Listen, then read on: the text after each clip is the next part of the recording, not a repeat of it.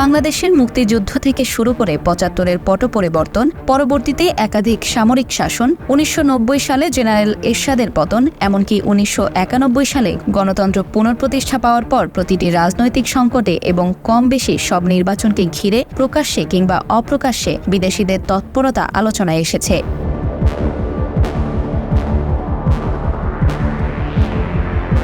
দেশের উল্লেখযোগ্য সব রাজনৈতিক দলগুলোই কোনো না কোনো দেশের সাথে পরোক্ষভাবে সম্পৃক্ত। মূলত মুক্তিযুদ্ধের পরে সরকার রাশিয়া ভারতের একচ্ছত্র সমর্থন পেয়েছিল।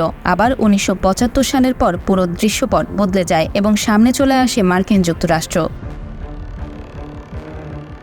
এরপর দীর্ঘকাল সামরিক শাসনের অবসান পর্যন্ত মার্কিন সাম্রাজ্যবাদ বিরোধী স্লোগানে উত্তপ্ত ছিল রাজপথ। এসব কারণে জনমনেও বিভিন্ন দলের বিদেশি শক্তিপ্রীতির দিকগুলো নানাভাবে চিত্রিত হয়েছে। আবার সোভিয়েত ইউনিয়ন ভেঙে যাবার পর যুক্তরাষ্ট্র ধীরে ধীরে তার কৌশল পরিবর্তন আনে বাংলাদেশের ক্ষেত্রে। এক পর্যায়ে ভারত হয়ে পড়ে এই অঞ্চলের প্রভাবশালী রাষ্ট্র। আর ভারতের প্রভাব ঠেকাতে সক্রিয় হয়ে ওঠে চীন। ফলে বাংলাদেশীয় রাজনৈতিক দলগুলোর কাছে ভারত আর চীন হয়ে ওঠে বিশেষ গুরুত্বপূর্ণ। গবেষকদের মতে আওয়ামী লীগ সরকারের মধ্যে ভারতের প্রচ্ছন্ন সমর্থন রয়েছে। অন্যদিকে বিএনপি যখন ক্ষমতায় ছিল তখন তারা লুক ইস্ট পলিসি নিয়েছিল। সেখানে চীনের প্রতি তাদের আস্থা বেশি প্রকাশ পেয়েছিল।